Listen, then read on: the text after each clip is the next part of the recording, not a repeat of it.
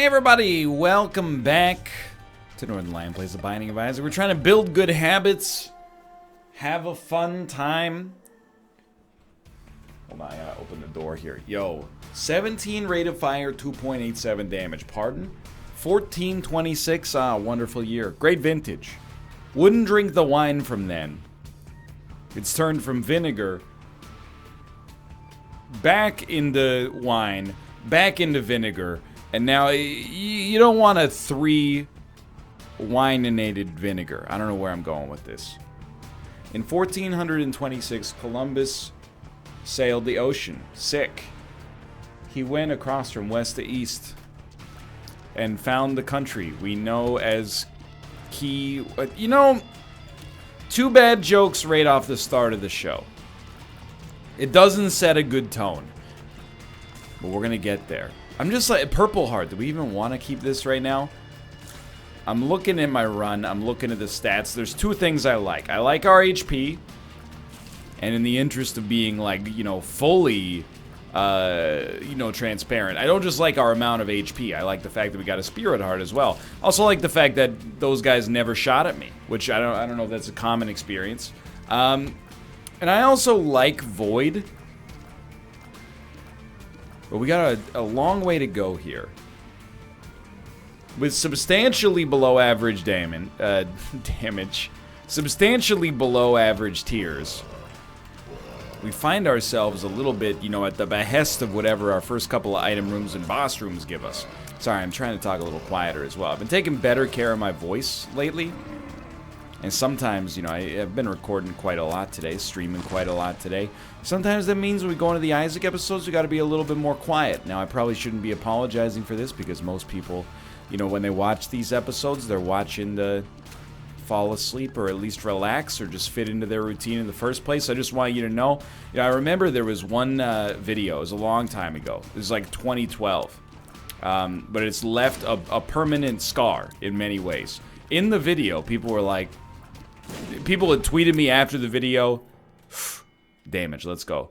And they were like, yo, NL, you sound like you're really down in that video that went up today. Like, are you okay? Like, you serious? Like, I'm not saying they're wrong, but a bunch of people were like unprompted, were like, you sound like you were like super depressed in that video. Is everything okay? Well, the thing is, I recorded that video after I'd spent like the whole morning and afternoon moving. So I'm always wary now that, give people the wrong impression is something I don't want to do. Just because I'm talking with a little bit of more low energy. Jump for it. Let's go. My lord. I don't want to give you the impression that I'm in a depressed mood. I'm feeling great. Just finished a good NLSS. Having an afternoon cup of coffee, a rare indulgence of the post-noon caffeinated variety. Feeling good, no complaints. Just trying to make sure that my voice doesn't like tear a hole in my esophagus and lead to me bleeding to death internally due to a esophageal varice. When I'm 35 years old, as part of being responsible. You only get one larynx, chat. That's what I'm trying to say. Let me caffeinate here. First floor. Relatively bad. You're very lucky to not get hit there. But we did get +1 damage. +1 damage is going to be useful, but rate of fire, is really, I've come to think of it as like the driver that determines whether or not we're going to succeed in Isaac. And it's not fully true. Sometimes, oh, that's going to hurt. Sometimes you get too much rate of fire. It's usually not the rate of fire that screws you, it's the corresponding loss in damage if you pick up soy milk or something like that, but simultaneously, it doesn't necessarily guarantee you will win, but I think it definitely makes a win substantially more likely, and it's accordingly exactly what we're looking for early on here. Now, as far as I'm concerned, here's the Northernlion's hierarchy of needs, from item rooms specifically. If we get bad, let me rephrase. The worst thing for us to get is a bad spacebar item. The second worst thing for us to get is a good spacebar item. And we're dividing it into bad and good. Because we have to give up a good spacebar item to get a good spacebar item. So as much as I hate to say it, there are some that I would give up Void for. But I would really, those would be low on the list. After that, a bad passive. Because we would just reroll it into a stat upgrade. Which is very unlikely to be worse than a bad passive. And of course, above that is a good passive. Not because we would necessarily take it, but because it gives us the choice. You know, we could choose to take the good passive, or we could choose to re-roll it into a stat upgrade. So keep that in mind. A bad passive is not the worst thing. I would rather probably have a bad passive than a good spacebar item at this point. The only exceptions would be like game-winning spacebar items, like of course if I could get like a Book of Revelations or a Satanic Bible from this room, I might not take it. I mean, it's strictly worse than taking the Void, but I would definitely suck it up and not be like, well, this sucks. So this room, oh, I got stuck on the wall. This room is gonna take forever. Just accept it. I very much regret using bombs earlier. Now we don't have any bomb. One bomb would sort this situation right out. This is the only, I mean, I love Eden runs, don't get me wrong. This is the only thing you gotta acknowledge, is that, you know, all the other characters in the game are essentially, at least to the best of my recollection, balanced in such a way that you're never gonna end up mindlessly spending 45 minutes, you know, geometry wars walking backwards while shooting in the other direction, just to make sure you can make it through a room. Sometimes with Eden, you end up in that situation. So, it's not that Papula Duplex is bad. I actually kind of like it. But I don't think it's good enough to take it over a stat increase. I also thought I saw an enemy die to Pretty Fly. So, I was just testing my theory here. That, like, maybe we could hit enemies with Pretty Fly. I know that you can't. But I thought maybe they changed it recently or something. I don't know, dude. Nobody tells me nothing. Figured I'd, you know, do some primary research for myself. It's another tough room right here. You gotta constantly be managing these guys, making sure they're not running you down. We deserve a deal with the devil here. I hate to throw this theory out here. Maybe Pretty Fly can only hurt other flies. That's the only edge case I can think of. Okay, Monstro should be no problem.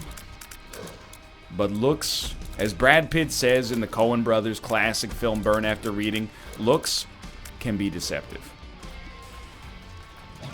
It's gonna take us a bit here. What's your favorite Coen Brothers movie? I'll level with you. There was definitely a period in my life where it was The Big Lebowski. I haven't aged out of The Big Lebowski. I still think that movie is very good. There was probably a small period in my life where it was No Country for Old Men. I understand the reservations about the ending. The counterpoint that I would make is that that's part of the point of the movie, is that, you know, none of it necessarily resolves or has any narrative associated with it. It's just a story that's playing out in media res, without any sense of order, essentially. But I think as I've gotten older, I've really come to appreciate that, for me, Fargo is like, it might be the perfect movie. Dude, we deserve this. Thank you. If only we could take both. Although I guess the second one, Eye of Belial wouldn't matter too much. But when you're this low on damage, dude, you gotta take Eye of Belial. It's the thrill of the fight. Sorry, I'm just caffeinating. You know, when I was younger, I watched, I mean, not that much younger. When I was like 15 or 16, I watched Fargo, and I was like, it's not that funny, you know, compared to The Big Lebowski. Plus, there's no bowling in it. As I got older, you know, I watched Fargo probably, maybe like a year or two ago on a plane. This is like the 7th or 8th time I've seen it, I'm sure. Highly recommend it if you've never seen it. And also, highly recommend the show as well. I haven't seen Season 3 yet, but Season 1, and I gotta say, because it's one of my favorite movies ever, I was super skeptical about the show. But it's really, really well done. Season 1 is very good, and Billy Bob Thornton's role in it is particularly significant. and extremely well done. Season 2, I would say, is even better. That's like one of my favorite seasons of TV, full stop. Yo, run. Season 3, I have not seen yet. I think it just came to Canadian Netflix. I should probably get on that. But anyway, when I watch Fargo, I'm like, dude, this movie's hilarious. What was I thinking? I was so wrong. Like Noomi Rapace in the Prometheus trailer. We were so wrong. That's right, I remember the Prometheus trailer. Anyway. Push comes to shove, you know, I've been maintaining for years. I've always said, well, not always, but, you know, recently, and really since adulthood, I've said that my favorite movie of all time is Eternal Sunshine of the Spotless Mind. I always have a soft spot in my heart for Eternal Sunshine of the Spotless Mind. I'm not going to suck this up. That seems a little bit... If we get a chance, we will. But first, I'd rather maintain the opportunity to suck up a bad passive from the boss fight. Eternal Sunshine of the Spotless Mind is a fantastic movie. It might not even be my favorite Charlie Kaufman movie. Adaptation might be a little bit higher on my list now, but still, like, a fantastic movie. But I think, you know, Fargo would be in the running for me now, for sure. I would have to give it an honest consideration, at least. If you haven't seen it, I recommend it. I don't only watch trash media. Yes, I do watch a lot of trash media. I've got about 150 episodes of Unsolved Mysteries I'm trying to work my way through right now. I think it'll take me approximately 150 days to do that, because I watch one episode per night as I fall asleep. But I gotta tell you, Netflix Canada just got another season of Doomsday Preppers. Doomsday Preppers, of course, being the show where they interview people. I'm not saying it's a uniquely American phenomenon, because that might be ignorant. But all the people in the show are American, because it's an American show. That are convinced, you know, terrorists are going to attack nuclear power plants. You know, Category 7 tornadoes are going to ravage the United States. A solar flare is going to, you know, come and wipe out all electronics. Or, you know, political turmoil is going to lead to a new civil war. Stuff like that. So they're all like, inevitably, and you might think this ridiculous. Careful. I'm not actually, these people are a little unhinged. I will definitely meet you in the middle on that. And a lot of their survival training is not necessarily related to, like, you know, how can we create food sources and clean water. I mean, that is part of it, but a lot of it is like, me and my family go out into the woods and pretend to shoot each other, but also pretend that we're intruders. Like, I think the troubling thing for me in the Doomsday Prepper shows is how many of the people that are in the show are like, just you wait until... They all say when the S hits the fan, you know? When the S hits the fan, everybody that laughed at me will come knocking on my door begging for a can of beans, and I'll be the one who chooses whether or not they get to live or die. You know, it's... I will say there have been a couple of Doomsday Preppers on the show that were, like, downright civil. They were like, man, I really hope this doesn't happen. If it does, like, we've built a strong community of people that we hope will help us get through this. And I was like, I don't know if these people are awesome or really naive, but I like that they haven't compromised. They're, like, the only people... Some of the times when I'm watching the show, you know, some of these families, in particular, the male patriarch of the family, a lot of the time, I see them in their eyes. They're like, I want the end of the world to happen, because when the social order gets rearranged, I'm going to be on top. And I'm like, dude, rooting for, you know, a Richter scale 15 earthquake to strike the United States and kill hundreds of thousands or millions of people is a bad look, my friend. But regardless, a lot of guns.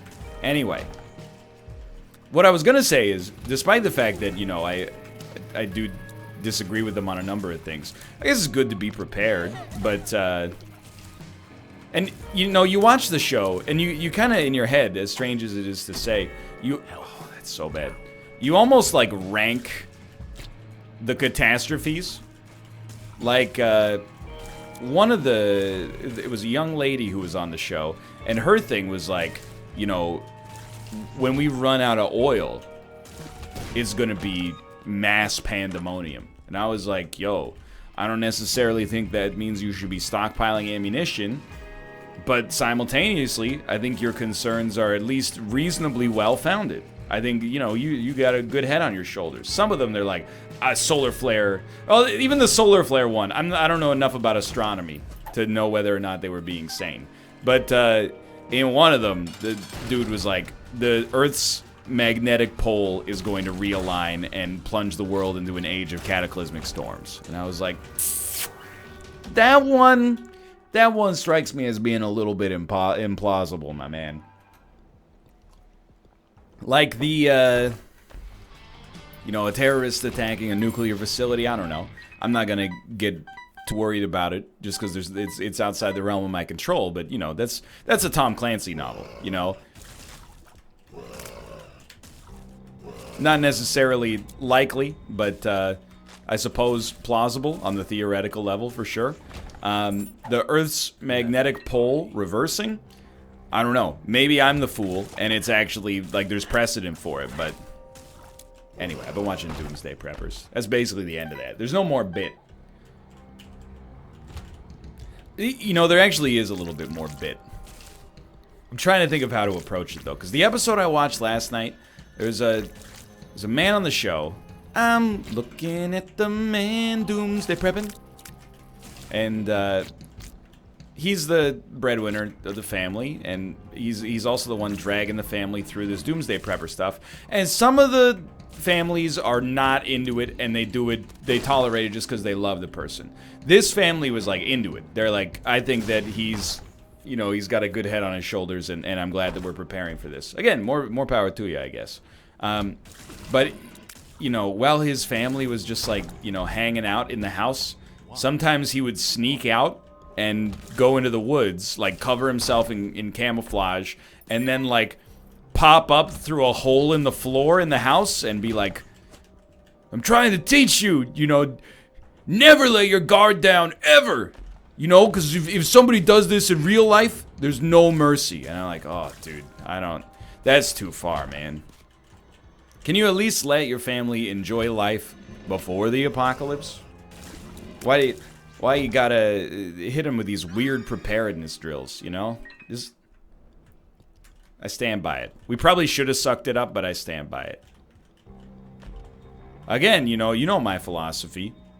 As long as it's not harming anybody, I don't really mind. And I mean, there's worse hobbies than Doomsday Prepping. It might strike you as a little zany, and it strikes me as a little zany. There's no doubt about that. But, you know, at the end of the day, I think a lot of the people are, you know, they're good-natured and they're coming at it from the... It's a natural instinct gone haywire, you know? I need to protect my family in the event of something disastrous happened.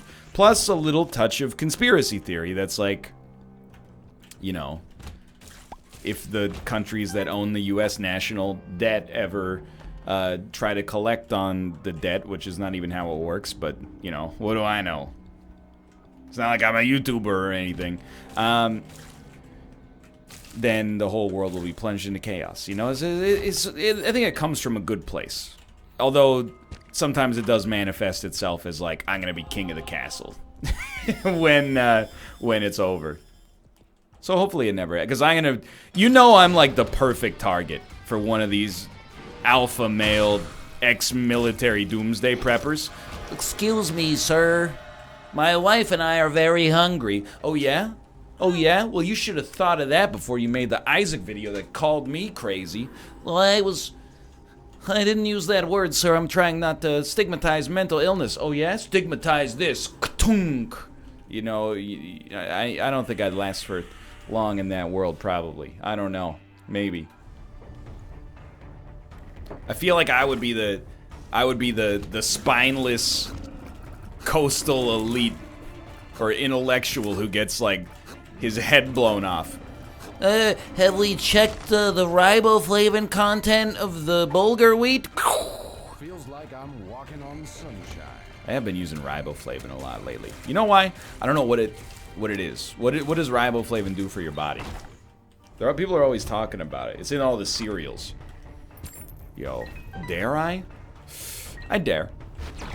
Also gives us a good exit from Void, which has been fun, but, you know, why not? So what do we got here? We got marked. More HP is fine. Marked is the bad one. I mean, it's not great, let's be honest. It's not nearly as good as where we started from, but it seems okay. Marked is dangerous, but it's probably good to learn how to use it.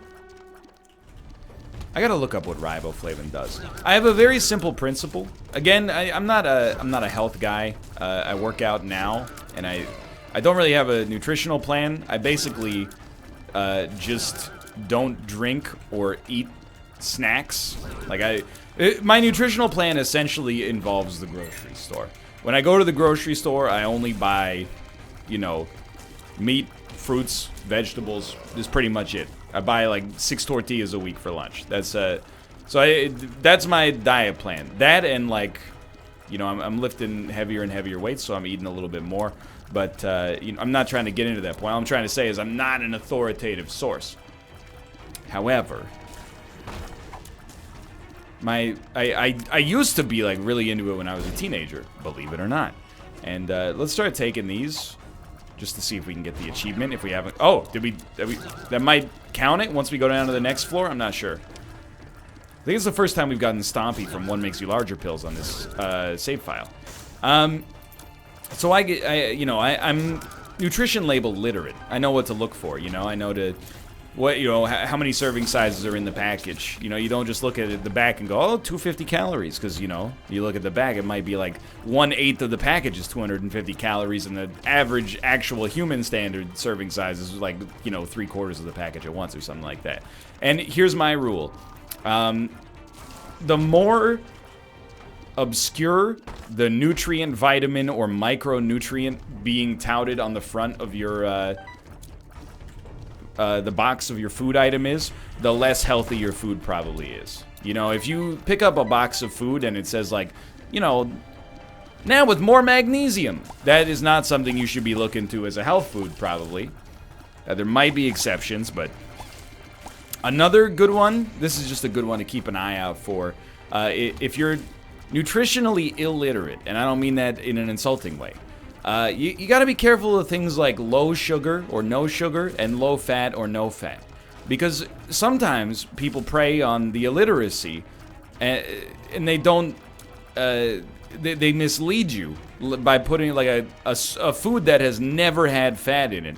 They'll put like fat free on the front of it, and you're like, yeah, it's just wheat, you know, it's always been fat free. Doesn't necessarily mean it's good or bad for you, but like, you know, okay, no kidding, fat. It's not like you recently made the food fat-free. It's just that's the macronutrient breakdown of the compound.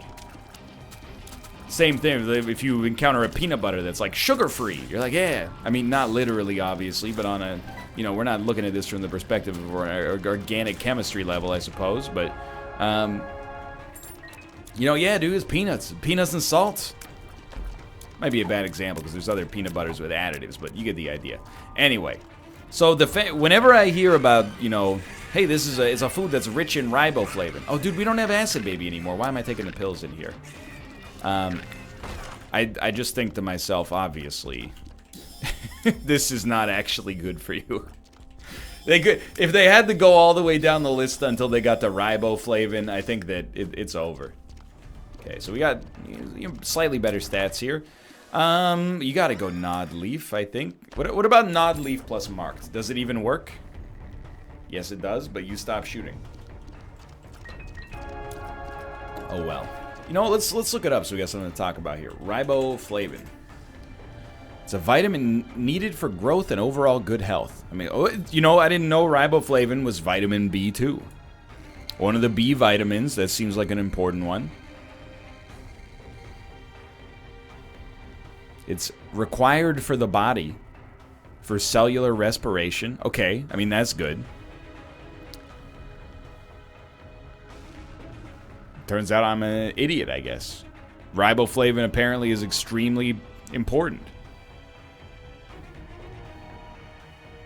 Deficiency is uncommon in the United States and in other countries that have wheat flour, bread, pasta, cornmeal, or rice enrichment regulations. Okay, you did pretty much just describe about 80% of the average North American diet, myself included, so I think we're probably good. Oh, dude, anything made with rice, wheat, corn. Oh, so you mean every food in the grocery store? All right, fair enough. It's also in cheese and eggs. Dude, is it... I might be overdosing on riboflavin.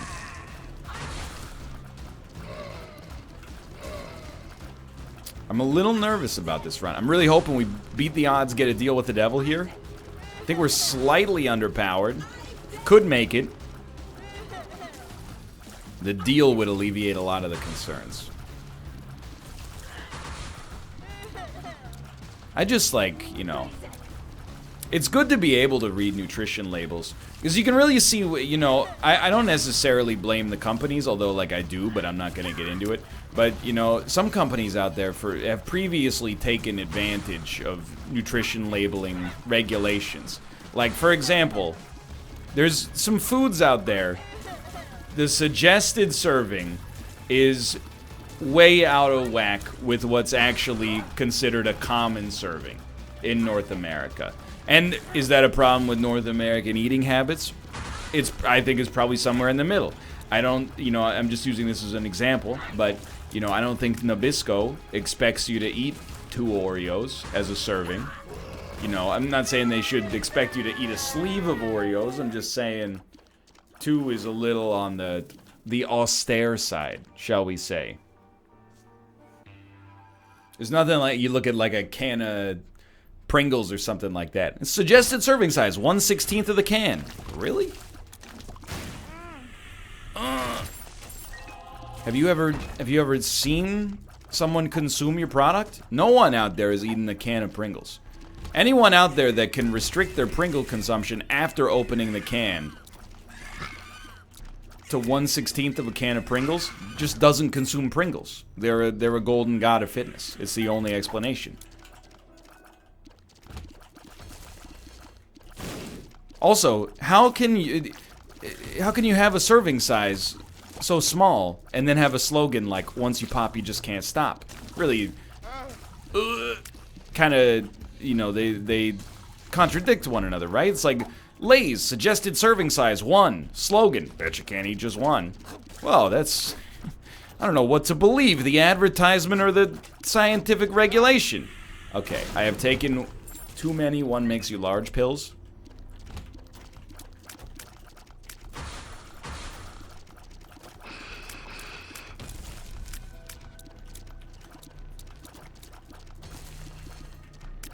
It is an XL floor. Dude, we're in trouble. Because it's going to be very difficult for us to ensure that we can get this deal with the devil. Unless we find the boss room more quickly than this. Let's put it out. Okay, if you can dodge that, why are you watching this video? Go try out for the Olympics.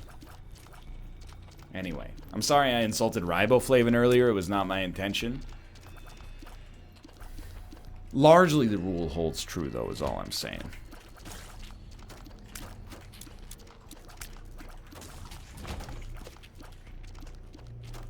I also appreciate that, and again, I want to be clear.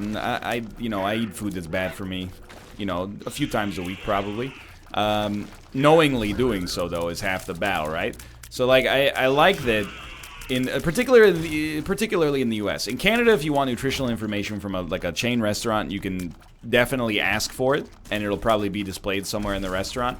But in the U.S., if the restaurant is large enough, it's oftentimes on the menu. I think that is cool, but it's also something that causes me great despair when there's almost no opportunity to get something. Like, most of the time, I'm just gonna level with you. If I'm out and I'm eating out at a restaurant, I don't care if the meal's 2,000 calories. Probably should, but I'm like, you know what? I'm just gonna order, for the most part, whatever I'd like. And if I wanna, you know, healthy it up a little bit. You know what? Give me a side of the soup du jour instead of the French fries or something like that. Unless it's a cream-based soup, in which case I would rather just have a side salad, not out of like a healthiness standpoint. I just say cream-based soups just weird me out. For the most, it's like drinking you know, 2 glasses of milk for an appetizer. For a side, it's freaking me out. But that's just me. I'm weird like that. But, you know, like, Kate and I were at the Cheesecake Factory, and the menu is just full of things that are like 1,500 calories. And then they have a skinny menu of things that are like 800 calories. And you're like, you know, just let me get that 1,200 calorie Cuban sandwich. I'll live with the consequences later. Instead of getting the skinny Baja chicken taco, one single chicken finger nestled between a whole wheat tortilla. It was held in the same room as some shredded cheddar cheese, and we whispered sour cream as we plated it. And it's more like, I'm not mad that it's unhealthy, but like, you know, I make sandwiches at home on occasion, make tacos at home on occasion. I'm like, oh, how do you make this 1,100 calories? How do you make an 1,100 calorie sandwich that's not a foot of bread? It doesn't make sense. How much butter was involved in the creation of this culinary device? Anyway, it's not a topic that most people will find interesting, probably. I'm cognizant of that. But I'm also cognizant of the fact that I don't really want to change the topic right now because I'm trying to survive on an Isaac run where I'm beset on all sides by the danger ever present. Okay, at least we know what it is. Health down is very unlikely to save us. We need to get like 9 lives would work, but then even that's like a 1 in, you know, 5 shot of even getting a deal with the devil here. And our damage is just, it's not doing it, dude. That was, you know, we had like 10 powerful items. Probably the wrong time to reroll. But if, you know, that's taking the position that there's ever a wrong time to reroll, and I don't know if I believe that there is. Okay, a tears upgrade is very nice. Not super pleased about the types of hearts gleaned. Life goes on. You know what? Pop perks here just in case. Also gives us an extra pill slot. It's very difficult to dodge when you've taken this many one makes you larger pills.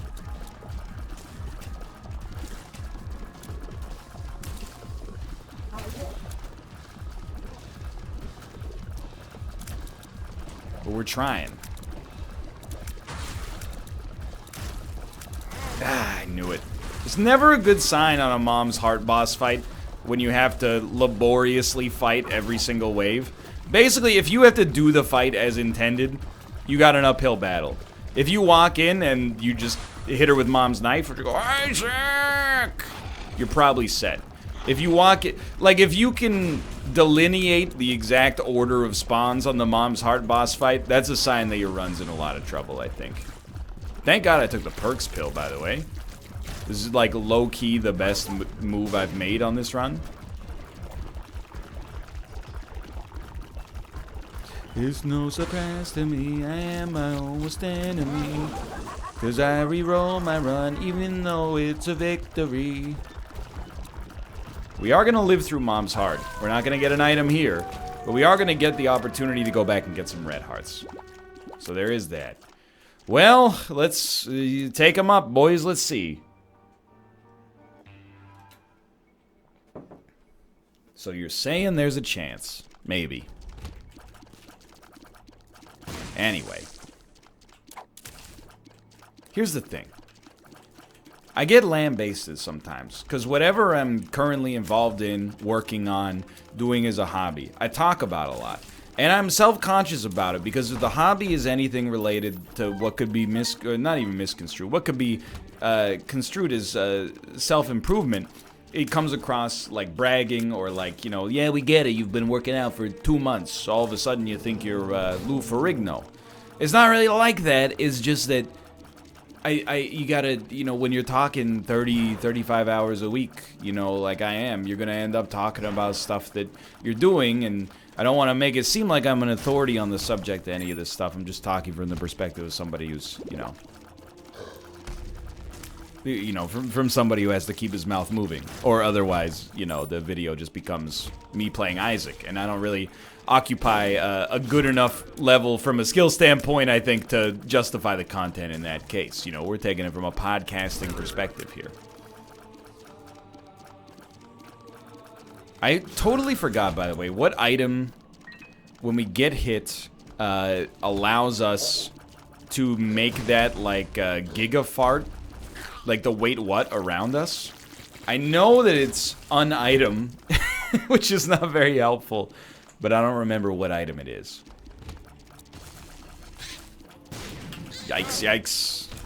I also gotta say, I'm very hopeful that because we have 3.88 luck, if we make it to the next floor, which is a surprisingly big ask right now, I think we will, and I'm gonna do my best to get us there, but it's not set in stone. If we make it to the next floor, I'm hopeful that we got a good chance to pick up some extra items on top of the 4 we start with. Truth be told, I would love to say that we don't need much to make this run work, but I think we need kind of a lot. Damage is obviously the big one. A really... Okay, that's helpful. A spacebar item is really useful. A stellar tier effect would also be real nice. Feels like I'm walking on sunshine is fine, at least. Feels like I'm walking on sunshine.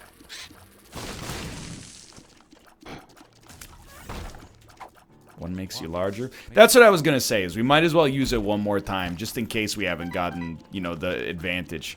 But we did. So let's not take another one. X-Lax doesn't do... Forgive the pun, Google DeepMind. It doesn't do poop for us. Okay, 2 Spirit Hearts is decent enough, man. I'm not gonna turn on my nose at any of this stuff right now.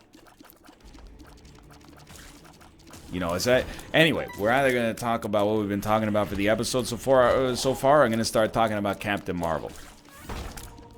Haven't seen it yet. We're seeing it on Friday, because that's the day when it comes out. Reviews are okay. I gotta say, that's pretty much what I expected. I expected a Marvel movie. I mentioned it. I think we're in the nadir of the... Not the nadir. I think we're... approaching the denouement of the Marvel arc of the multiplex. I don't think it's going anywhere. I don't think, 5 years from now there's going to be no Marvel movies. But I think, to condense my point from earlier, I think it's hard for Marvel to top November 2017 to the end of 2018 in terms of peak popularity. Thor Ragnarok comes out, is beloved. Black Panther comes out, beloved, also nominated for Best Picture. Infinity War, one of the most anticipated movies of my lifetime. Like it or hate it, I think you got to agree with that. Comes out, largely does right by the fans, and, has some of the more landmark moments in the cinematic universe. Turns Thanos into a household name. Then, Ant-Man and the Wasp, and you're like, man, Ant-Man and the Wasp was okay. I think we're, this year I expect, Captain Marvel is, people are like, it's pretty good. I'm gonna see it anyway, because I just say, any excuse to go to the theater, dude.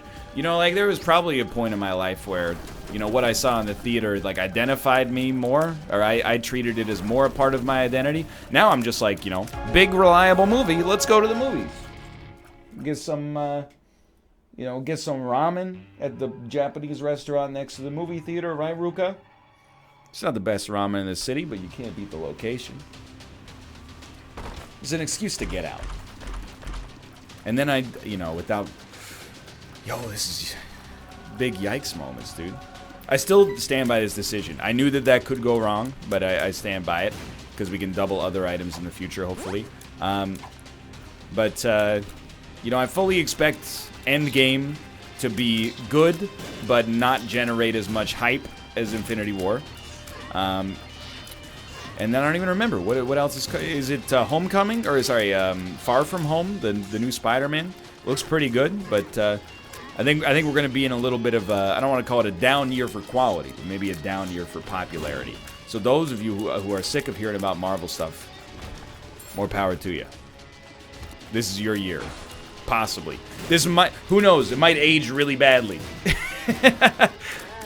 Maybe when the audiences see Captain Marvel, they're going to be like, it's the greatest Marvel movie ever made.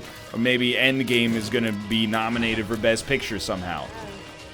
Unlikely, but, you know, it's possible, I guess. So maybe Spider-Man Far From Home, people are going to be like, this is the rebirth of the universe. I got no idea. That's the thing, when you come out there with predictions, you know, you definitely run the risk of looking like a fool with your pants on the ground. Got your hat turned sideways, brim real low, looking like a fool with your Marvel predictions.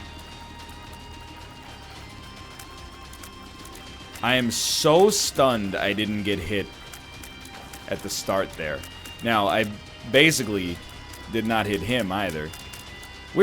I would actually probably bet on us dying now.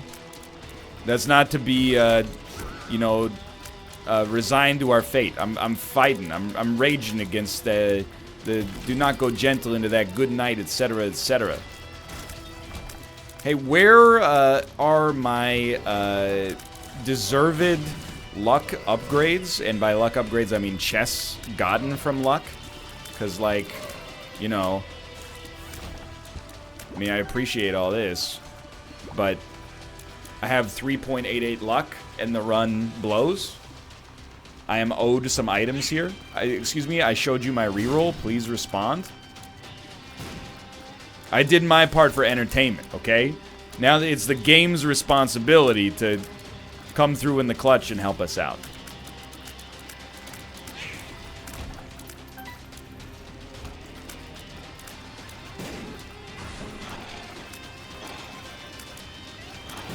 I didn't prepare enough commentary for a 38-minute Isaac episode. I don't have enough going on in my life, dude.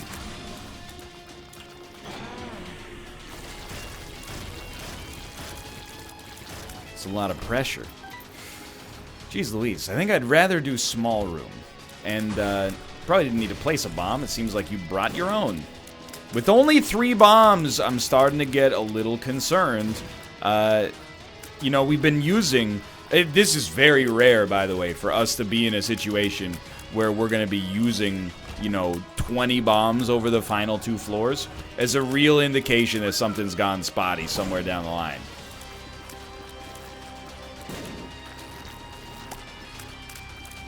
So I'm really surprised. I wouldn't use the word, you know, offended, but I'm modestly perturbed, at least, about the fact that I appear to be unable or incapable of getting a single chest, despite my luck stat, which is relatively... honestly, I'm going to die.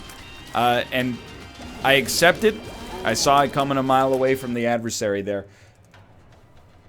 At the end of the day, I just got to say, you know, I went out on my terms in this one. I don't think I died due to my own idiocy. Well, yes, due to the reroll for sure. But this is one where it's not like I played badly. I think it went fine, except the reroll kind of sucked. So we'll be back. I don't feel bad about this one. Not as bad as I felt about the one like 2 ago. But for now, thanks for watching. I hope you guys have enjoyed the episode. If you did, click the like button. It helps out a great deal. Of course, subscribe if you want to see more in the future. For now, thanks for watching, and I will see you next time. See ya!